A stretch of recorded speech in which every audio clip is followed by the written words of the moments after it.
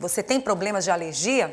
Nossa, é uma reação anti-inflamatória que pode manifestar-se em diferentes regiões do nosso corpo e causar uma série de problemas. Você tem algum tipo de alergia? Como você lida com ela? Sobre o assunto, nós trouxemos aqui o Dr. Carlos Alves, que vai falar justamente sobre esse assunto com a gente aqui. Tudo bem, doutor? Tudo bem, bom dia. Aqui não é uma entrevista, é um bate-papo, tá bom? Joia. Seja bem-vindo no nosso programa. E a gente queria falar sobre esse assunto que, de uma certa forma, eu acho que na casa de cada cidadão tem provavelmente alguém com problema de alergia, né? Exatamente. Então a alergia ela tem sido cada vez mais prevalente, né, ao longo das gerações e é algo que atrapalha e prejudica bastante a qualidade de vida das pessoas, né? A gente sempre tem alguém próximo a gente, se não dentro da nossa própria casa, com queixas de alergia das mais variadas formas possíveis, né?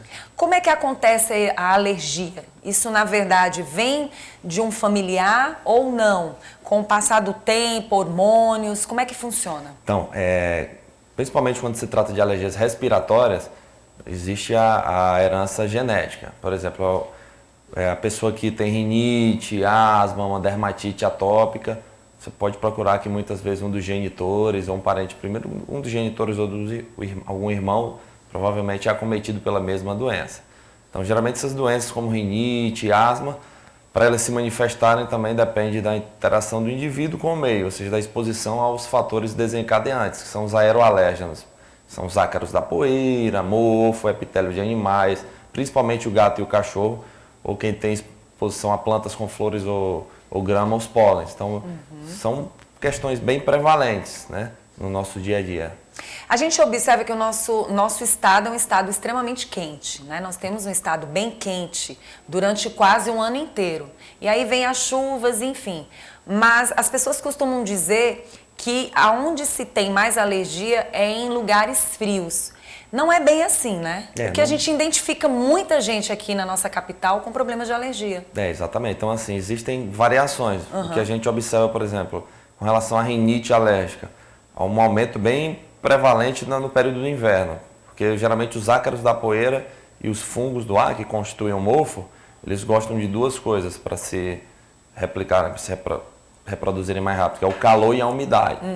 Então, assim, é muito mais prevalente no inverno, mas no verão, com o aumento das queimadas, fumaça, né, da questão dos irritantes primários, né, que são substâncias que agridem nossas vias aéreas por um mecanismo irritativo, nota-se também um aumento. Então, ácaros da poeira e mofo mais no período do inverno, irritante primário como fumaça, poeira, né, geralmente no verão. Então, são bem distintos. Pronto, vamos falar de alimentação. Aquela pessoa que teve um problema uma vez de alergia, ela tem que ter cuidado com o tipo de alimento que ela tem no dia a dia. Por exemplo, a gente um dia desses conversou a respeito desse assunto e nos chamou bastante atenção. Aquela pessoa que passa uma vida inteira comendo uma fruta e, de repente, num determinado dia, aquela fruta traz problema de alergia. Por que isso acontece? Ou um alimento. A vida inteira eu comi caranguejo. Não vamos culpar o coitado do caranguejo, mas passei a vida inteira comendo caranguejo. Num determinado dia, ele me provocou uma certa reação. Por que isso acontece? Então, geralmente, com a exposição repetida ao alimento, né, que é considerado alérgeno, a partir do momento em que a pessoa começa a manifestar os sinais e sintomas clínicos de alergia, por exemplo, empolar, inchar, diarreia, náusea, vômito, então são sinais sugestivos. Então, geralmente o principal mecanismo envolvido é a produção de um anticorpo IgE específico contra a proteína daquele dado alimento. Então, às vezes você come camarão e caranguejo uma vida inteira, se sensibilizou, daquele momento em diante, qualquer exposição, independente da quantidade, ela pode causar alergia. É importante que a pessoa evite aquele alimento? É importante, inclusive queria chamar a atenção para uma coisa que a gente pega bastante no consultório. A população tem que ter cuidado para não cair naquela história, vou tomar um antihistamínico, um antialérgico, né? Antes de ingerir o alimento, e aí vai ficar tudo bem. Gente, não tem como prever o que pode acontecer. Você pode minimizar a chance de ter uma reação, mas não exclui a possibilidade. Então, todo cuidado é pouco, não vai fazer isso. Chamou bastante atenção essa conversa, porque as pessoas costumam falar isso. Olha, eu vou comer aquele caranguejo que uma vez ele não me fez bem, Mas eu tô com meu antialérgico. Aí é onde a pessoa tem um grande engano. Onde mora o perigo. E quando a pessoa sabe que tem problemas de alergia e ela vive na prática de vez em quando tá tomando um remédio antialérgico por conta própria, que a gente já sabe que isso é muito errado. Mas às vezes a pessoa, não, eu tenho um antialérgico em casa, qualquer probleminha, isso também pode trazer outros danos para a saúde. Pode. O que a gente observa na prática clínica é que muitas vezes as pessoas tomam não só um antihistamínico, que é o antialérgico, mas tomam muito corticoide. Entendeu? Muitas vezes o uso indiscriminado ele pode acarretar uma série de prejuízos ao nosso organismo. Retenção de líquido, ganho de peso é o menor dos problemas. Muitas vezes as pessoas podem desenvolver hipertensão arterial, uma diabetes, uma osteopenia, uma osteoporose, os ossos ficam frágeis, então tem que ter bastante cuidado, além do risco de arritmias pelo uso crônico, sem orientação médica. Então o correto é investigar a causa e procurar uma conduta especializada para poder... Um remédio adequado para evitar o problema da saúde da pessoa, né? Exatamente. Na verdade, você precisa se cuidar. Ó, nós vamos agora para o WhatsApp, doutor, e aí a gente já tem algumas perguntinhas que a gente já vai fazer para o senhor. Perfeito. Bom dia, me chamo Lúcia Soares, adoro seu programa, muito obrigada. E tô morando no residencial Eduardo Costa. Tenho alergia e às vezes fica tão ruim que uso o remédio. Tem risco de ficar sempre usando o que foi acabado de falar, né?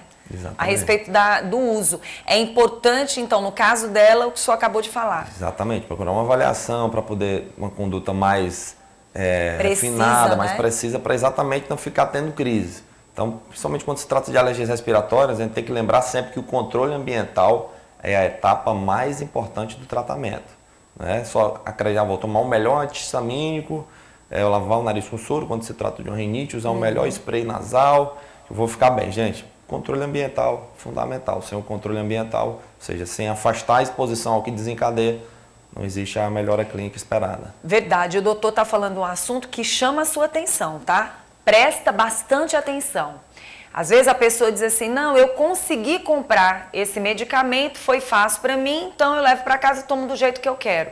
Não, você pode estar se envenenando no dia a dia, fazendo mal muito maior para a sua saúde, então é bom que você tome esse cuidado, tá? Não vá pensar que o remedinho mais simples que você consegue comprar numa farmácia, você utilizando ele no dia a dia, que ele não venha lhe trazer danos para a sua saúde, que ele traz. Cuidado, tá bom? Tô adorando o programa, meu bebê fica todo empolado quando brinca demais e sua. Tem 2 aninhos. Por que isso acontece? É alergia? Me chamo Jaqueline, meu filho se chama Enzo.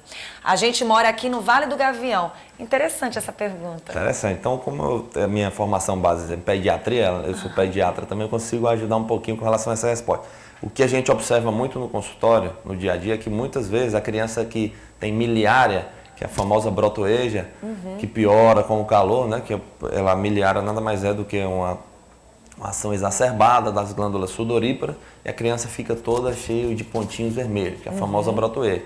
Muitas vezes isso confunde com urticária, né? Que urticária é o termo técnico para empolação. Então, assim, observar direitinho, hidratar a pele da criança. Geralmente costumo dizer para os meus pacientes com queixas de alergias de pele que geralmente o calor, o sol e o suor, eles prejudicam, pioram, agravam as alergias. Mas é importante o alergista avaliar para ver se realmente se trata de uma alergia ou se é meramente uma miliária, né? Doutor, eu acho que você vai ficar com o pé atrás quando o assunto é, por exemplo, usar aquelas receitinhas caseiras. Mas a gente ouve a pessoa dizer, não, mas você vai lá, passa uma farinhazinha, passa uma gomazinha, uma maisena, que rapidinho melhora. É outro cuidado que tem que ter? Tem que ter bastante cuidado, né? Porque se de fato for uma dermatite, né? Pode agravar. Então é importante avaliar. O banho vai ajudar? O banho vai. O ideal é que um banho, na verdade, um banho curto, né? 2, 3 banhos ao dia secar no bem, máximo. né? Banho rápido, tá? Sem ser com água a temperatura ambiente ou ligeiramente fria. Seca bem a pele da criança e hidrata. E vai observando. Não é qualquer hidratante, claramente. Hidratantes hipoalergênicos, de preferência. Tá bom. Doutor, bom dia. Tem diferentes tipos de alergia? Pode ter várias ao mesmo tempo? Me chamo Joane e moro no Itararé. E aí? Sim, pode ter várias. Tem indivíduos, né, que tem várias alergias. Tem aquele indivíduo que tem rinite, que tem alergia alimentar, que tem uma dermatite de contato, então são diferentes patologias. O indivíduo tem rinite alérgica, que é desencadeada pelos ácaros da poeira, por mofo, por epitélio de animais. Ele tem alergia, pode ter alergia a um dado alimento, um crustáceo, uma carne de porco, uma fruta. E eventualmente pode ainda ter uma dermatite de contato, dependendo da exposição a algum produto que use no dia a dia, enfim. É mito ou é verdade a questão do exame para se testar qual tipo de alergia que você tem? Quando a pessoa faz aquele exame que é identificada a alergia, que ela vai ter que tomar as tais vacinas, é verdade que isso vai ter que acontecer sempre ou realmente tem a cura? Pronto, gente, assim, ó, na nossa prática clínica, os testes alérgicos eles são de fundamental importância, entendeu? Certo. Então a gente usa exatamente, lança mão desse meio para poder fazer um diagnóstico preciso. Quando a gente fala de imunoterapia, vacina, alérgeno específica, a gente utiliza isso principalmente quando as queixas são alergias respiratórias, principalmente rinite, asma, entendeu? Alguns colegas usam para dermatite atópica, o que não é tão eficácia tão significativa. Mas para quem tem rinite e asma, se for IgE mediada, né? Se for realmente confirmada a alergia, aí o tratamento com vacina é extremamente eficaz. Importante. Quando a pessoa não faz o tratamento, não procura a causa do problema e ela vive com esse problema para o resto da vida, além do sofrimento, tem outros danos? Tem outros danos, por exemplo, o que é a asma? Uma asma, por exemplo, uma rinite. A rinite é a inflamação das vias aéreas superiores, né, da mucosa nasal. E a asma é a inflamação crônica das vias aéreas inferiores. Então, se você não trata adequadamente, a tendência é só agravar. E aqueles antihistamínicos, aqueles medicamentos que eram eficazes, eles vão passar a perder a sua eficácia e com o tempo só agravar a situação e a qualidade de vida do paciente vai cair bastante. Por isso que é importante uma conduta um pouco mais refinada nesse momento. Ok.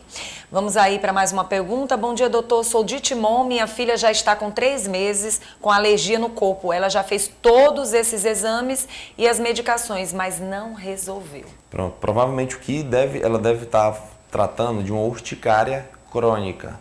Então, pelo pouco que eu vi na mensagem, urticária é um termo técnico para empolação. E urticária crônica é aquela toda urticária, empolação, que cronologicamente ultrapassa 6 semanas. Então, assim, não é porque a pessoa está empolada que obrigatoriamente é alergia, entendeu? É muito comum a alergia, mas existem causas não alérgicas de urticária. Então, tem que ser investigado. Pode acontecer de muitas vezes ser causas infecciosas, causas endocrinológicas, causas reumatológicas, então precisa de investigação. Às vezes você está usando antihistamínico, às vezes sem melhora, e muitas vezes realmente não vai resolver, principalmente quando a causa não é alérgica. Por isso que tem que ser investigado. Doutor, as chuvas estão querendo chegar e é importante que a gente traga algumas dicas, que a gente vive num clima chuva e sol, chuva e sol. Quais são as dicas para a gente encerrar essa entrevista? Então, gente, a gente tem que fazer um bom controle ambiental no intuito de prevenir a exposição aos aeroalérgenos, como eu falei anteriormente, poeira, mofo, epitélio de animais, pólen. Mas a gente tem que ter em mente que não só são esses aeroalérgenos que prejudicam as alergias, principalmente quando são respiratórias. Então essas variações de temperatura e umidade, ou seja, os fatores físicos, eles também são responsáveis por um grande número de casos de rinite, né, de crises de asma, né, bronquite, né? Então tem que ter todo cuidado, manter o ambiente sempre higienizado, trocar as roupas e coxas de cama com frequência. Se o piso for de cerâmica ou for de cimento queimado, tentar passar um pano úmido na casa ao invés de varrer, para não pôr os aeroalérgenos em suspensão. Então tem que ter todo o cuidado nesse intuito, que aí com certeza vai ter. E com os animais? Com os animais tem que ter bastante cuidado, por exemplo, não subir em sofá, não subir na cama e lembrar que não é o pelo, e sim o epitélio, a caspa do animal que causa alergia. Então, Tá aí uma dúvida que eu particularmente, eu sempre pensei que era o pelo do animal, quer dizer que não é? Não é, o epitélio, a caspa do animal. O animal, assim como o ser humano, está em constante reptilização. Então, se o animal ele sobe no teu sofá, na tua cama, na tua poltrona, ali fica o epitélio do animal. Então, aquilo, com o tempo, às vezes ele sobe no teu colchão, é onde tu coloca o rosto para dormir, uma exposição repetida pode te gerar sensibilização. E aí, uma vez que se sensibiliza, vai ter sempre crises recorrentes. Nossa, que interessante. Foi uma dúvida que eu Sinceramente, não ia nem saber perguntar aqui direito se o senhor não tivesse respondido dessa forma. Muito bom. Primeiro, eu quero agradecer pela sua presença, que Deus te abençoe, te dê coragem e saúde todos os dias e seja sempre bem-vindo ao nosso programa. Muito obrigado.